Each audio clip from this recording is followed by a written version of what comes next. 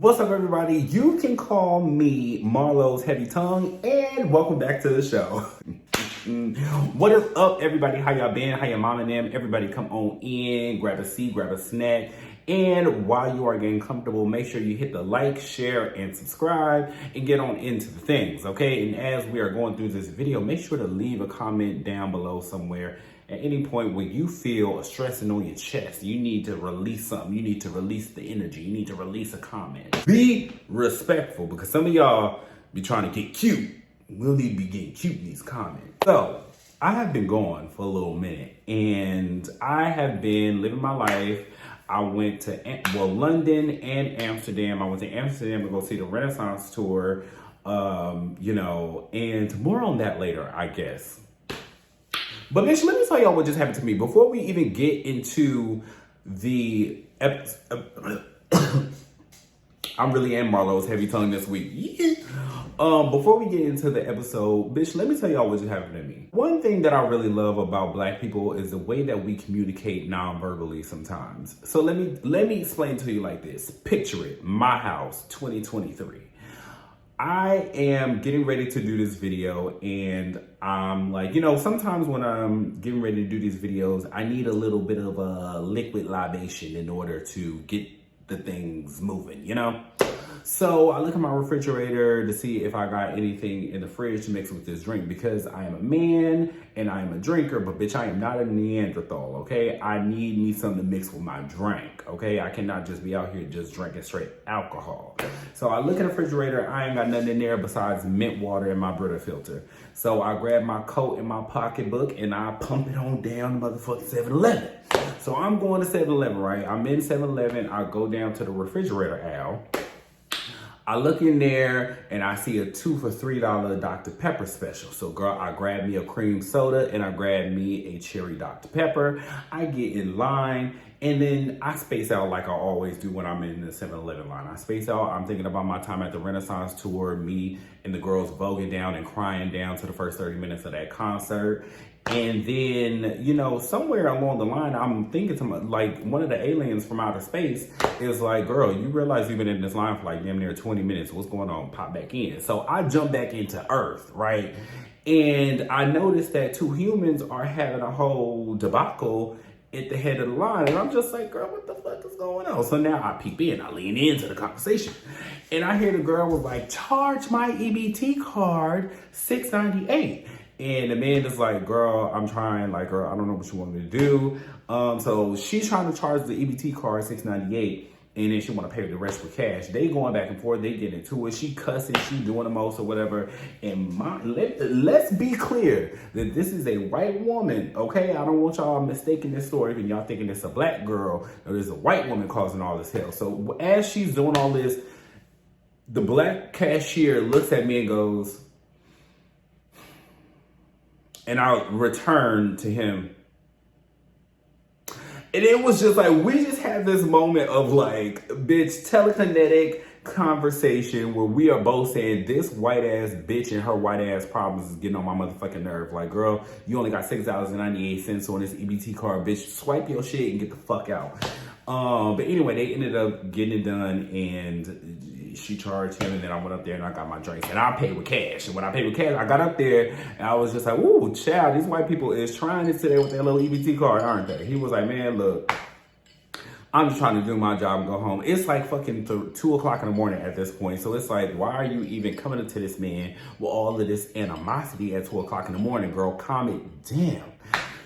Anyway, so I go ahead and I pay with cash because I had $7 in my pocket, and I said, girl, you ain't even got to worry about me and Miss EBT, girl. I got $7 cash. You ain't got to worry about me. Anyway. So now I'm back at home and I'm ready to talk to y'all about this episode.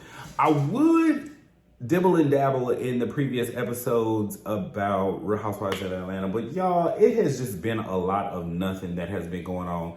The last episode that was really about anything was the Gucci brunch, where Marlo got into it with Marlo got into it with Kandi going back and forth with the girls. She said, fuck your flowers. And now we jump back to this episode where Marlo is well, should I go in order? We'll just talk about the things that are important because a lot of this shit wasn't important, okay? Okay, Drew. So it's like your husband and your sister are into it because your sister said that Ralph is manipulative and controlling. Newsflash! Everybody is saying the same thing about your husband. He is controlling, he's manipulative, and you had to look up the word gaslighting last year for whatever reason when your sister done been put the bug in your ear. So I don't know what's not clicking upstairs. Apparently it has clicked at this point because you have filed for divorce. But it's like, girl, what? How did you allow your sister to be banned from your life or banned from your house because she accused your husband of being controlling and manipulative, which I'm not necessarily sure that you don't understand that he has been that way towards you. It is just a little confusing to all the people that are watching. And then I need y'all to be a little more forthcoming in the details of what happened between you and your husband. We are lost. Like, her saying that he's controlling and manipulative, which is a fair assessment of his personality. I think we need a little more to chew on because he said that she's done many things to me to make me feel like to hurt me. What did she do to hurt you? She forced you to be accountable. She forced you to look at yourself in the mirror. Ralph, now... Child, don't give me like, 'cause I was about to say, I be trying not to go in on Ralph or whatever, but child, please, I've been telling Drew to run. Since I have a video from her very first season, her very first scene, where I said, girl, you need to get the fuck up out. I spotted that in the very beginning. Drew, run the fuck away before you end up lost. So, knowing that a complete stranger who just had a 15-minute look in on your life on your very first episode, I can only imagine what your sister was going through. So it's just like, Drew, stand up. Do you not have any sense? Do you not have a backbone? Do you not have like a brain to think for yourself? It's like, girl, you're just so pretty. You're just so pretty. But we gonna need them lights to turn on up here. We gonna need that. We gonna need somebody to pay the bills up there. And then so now we jump into the scene where Marlo and Sanya are having a conversation about the girls and Marlo's issue with communication when it comes to these girls. And here's where I had an issue with Sanya. See, a lot of people, the conversation that I keep seeing online is that why is it a problem for Sanya to be in the middle or for her to be a neutral party or whatever. Here's how a neutral party works. Okay, this was a prime opportunity for Sanya to play the middleman if that's indeed what her goal is. So she says to Marlo that when I'm with you, you listen to me, but it seems like when you are talking to these women, they bring the old Marlo out, which the old Marlo, I don't know which old Marlo that you actually know. You don't really know Marlo. You know the Marlo that you've seen on TV, that we've all seen on TV, and you are somehow trying to like defend her actions as it relates to women who've known her intimately for the last 10 years. I don't know. It's a little strange to me. However, Marlo said that I agree with you and I disagree with you, but here's where I'm going to disagree with you is that like, yada, yada, yada. She said something stupid, as usual. Marlo says that Kandi said, fuck your flowers, and I took that as fuck your nephew and fuck your family. Sanya, that was your opportunity to jump in and be like, Marlo, I'm going to have to respectfully offer you a different perspective because I didn't take it like that because nobody with a rational brain took that way. What Kandi is saying is fuck you. Fuck you. The flowers that you wanted to receive, you're not going to get it because bitch, fuck you, because you are using this situation to manipulate the audience. This is not a sincere thing because if you were sincere about it, you would have asked 3 years ago. You would have been in my face smiling and kikiing for the last 3 years if this was a real situation if this was some real resentment that you were holding towards me. fuck you and them flowers. We all understood that, right? And I don't think that Sanya is a stupid girl. So for her to sit there and not verbalize that to Marlo in that moment and give her and offer her a different perspective, her actual perspective of it. But what she did was sit there and say, no, that's valid. That's not fucking valid, because that is some fucking bullshit. And you know that your friend is on bullshit. Like, even if that's your friend, like, with your friends, you are allowed to say, friend, respectfully, I love you, but that's some motherfucking bullshit. And girl, you're gonna have to sit down with all of that. And here, let me tell you how, okay? What you saying right now is some bullshit. And it was some bullshit. Like, girl, it is no shade in telling your friend that what she's talking about is some bullshit. That's my issue with Sanya. Sanya just does not know how to play the neutral role, while also, because it's like, she puts up this facade. It's like she wants to be in friendship with all of the ladies, but then she shades the other girls while having Marlo's back 110%. And it's just like, Marlo was wrong. There's no shame in saying that. Marlo is wrong. I don't like Sanya. Okay, so now we move on to the scene where Kandi and Sheree are in this park arguing about nothing. So what I surmise that this argument is about is Kandi made some comments on her Speak On It, where they were very valid.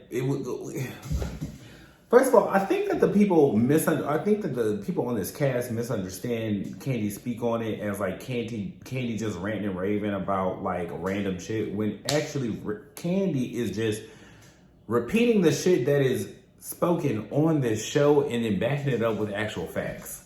I don't know why Sheree doesn't understand that. And I think that she does understand that. I think that she just wants a point of contention and wants something to talk about. So she's like, Kandi, you're shading my business. And they're going back and forth. And honestly, Kandi was just eating her ass left and right. She by Shein, she called it out because it is. She said, I can't even buy your shit and I can't buy it. And then Sheree tried to shade her and was just like, I don't come to you for fashion advice. I don't come to you for music advice, and you shouldn't try to give me fashion advice. I don't come to you for fashion advice. And I was just like, oh, you tried it, girl. But the gag is that Kandi has never tried to give you fashion advice. What she has tried to do was give you business advice. And that is two separate things, daughter. And Kandi, you should have said that in the moment, because girl, this is not about fashion, this is about business, and that is one thing that I'm very good at. And Sheree stuttering Stanley ass, like, girl, shut up, you don't even know what you're talking about, girl. So they just sit here arguing about nothing. Sheree got on this big thick ass wig, and it's like, girl, like, you pulled this wig, and then whoever laid this shit down, oh, the lace was showing. Girl, that big ass lace was showing with them slick down baby hairs. It's just like, neither one of y'all look great in this lighting, mind you. But I just don't understand Sheree. And then she came to work out in a big mink coat and Louboutins. Like, the girls I don't know, because I don't wear heels, nor do I wear Louboutins. But the girls say that Louboutins are not comfortable. And she came to a walk in a park in Louboutins when you have an athleisure line, Sheree. This was a perfect opportunity for you to wear your brand in the, like, meanwhile, you arguing with you telling the man online on your little Zoom call about your business that he needed to be wearing She by Sheree fitted caps when you didn't even wear your brand to the park, and it's an athleisure, like, Sheree, you don't get it. This episode is really not about anything. So this is going to be a very, very short video. We're just going to go ahead and breeze right on through this. So then we get to Drew's skate video, music thing, whatever, music video where we're at the skating rink. And there's a point in the episode where Allison's sister starts crying, and then Ralph comes over there and consoles her. And it's like, oh, yay for her.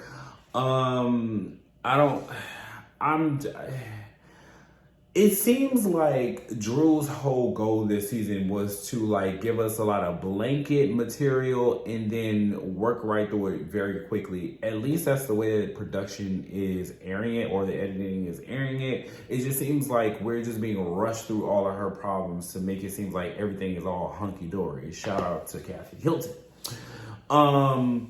Yeah, so then that happens, and then we fast forward on to Marlo going on her little date. I think that man is fine as hell, and I think that if she knew what was good for her, she would lock that down quickly, because that man is fine. Actually, I don't know, because he got kids 2 and 1. That sounds like a recipe for disaster to me, but because that sounds like he got either multiple baby mamas or a baby mama that he was either very serious with or like seriously fucking. So I don't know, girl. Take your pick. But yeah, that's all I got on this episode, y'all. That's it for this week, and I will catch y'all next week. Toodles.